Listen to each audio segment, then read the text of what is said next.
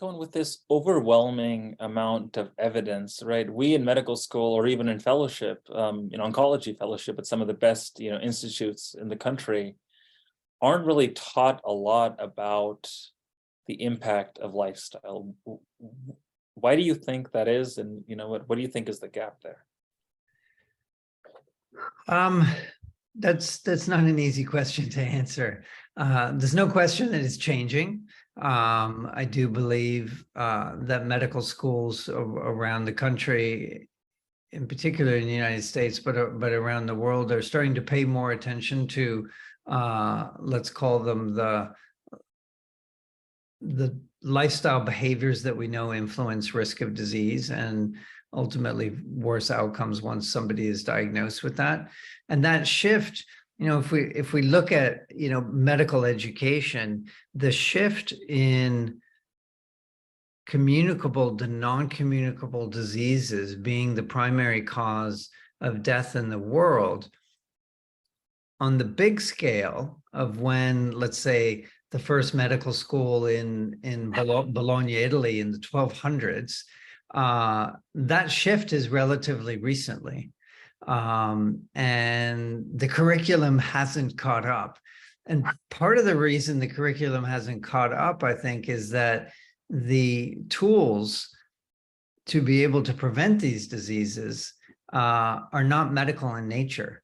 They're behavioral in nature. And it's a different discipline.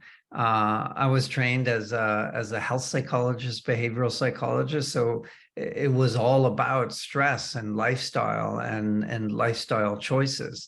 But I was trained at a med school, so I still received that background in medicine, disease, endocrinology, physiology, etc.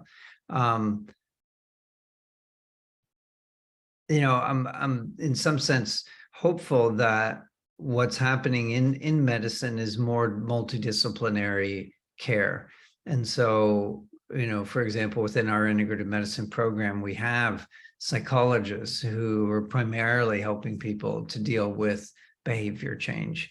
And there are, health coaching discipline that's starting to evolve and emerge into medical practice.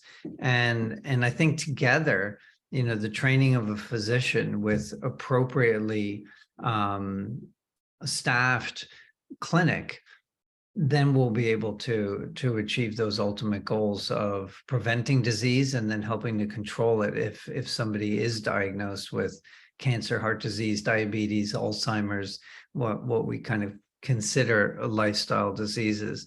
It's important to note, however, in this discussion that some things happen by chance, and there is a certain percentage of cancer that happens by chance. It is random. So there are those individuals who have led what we would hypothesize would be classified as the anti-cancer lifestyle, and they still develop cancer because that happens. There's a lot of random things going on in our body. And it's not always something that can be controlled. However, it's all about risk reduction. And we know the evidence is clear that we could prevent the majority of these non-communicable diseases, cancer being one of them, as well as improving outcomes through specific behavior change. So, I think the field is shifting, and the field is shifting partly because of the evidence base. Now, one of my faculty members, actually our center medical director, Dr. Gabriel Lopez, just took his, whatever that exam is, to redoing his boards. And there was a question about aromatase inhibitor arthralgias. And the correct answer was to use acupuncture. 2 years ago, that wouldn't have been a question, let alone that acupuncture is the right answer.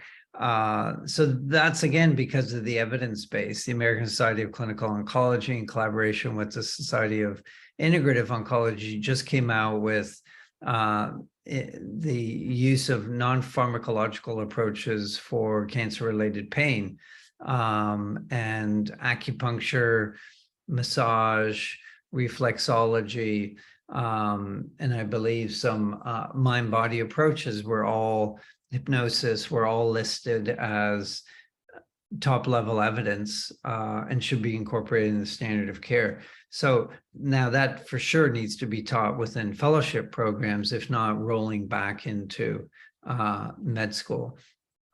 And that's going to happen with diet. That's going to happen even more so with exercise. The challenge is you can't just tell somebody to, exercise more. There's no question, if you were to ask any medical oncologist, is it important for your patients to exercise?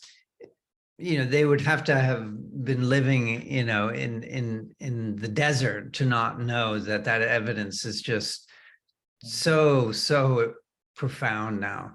The importance of exercise for improving their quality of life, for improving their cancer outcomes. And there's at least a dozen diseases. The American Association for Cancer Research lists exercise as important.